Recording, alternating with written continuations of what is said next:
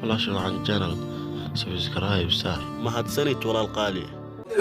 في سبيل الطاغوت وقاتل الاولياء الشيطان ان كيد الشيطان كان ضعيفا. قيل لهم كفوا ايديكم واقيموا الصلاه واتوا الزكاه فلما كتب عليهم القتال اذا فريق منهم يخشون الناس كخشيه الله او اشد خشيه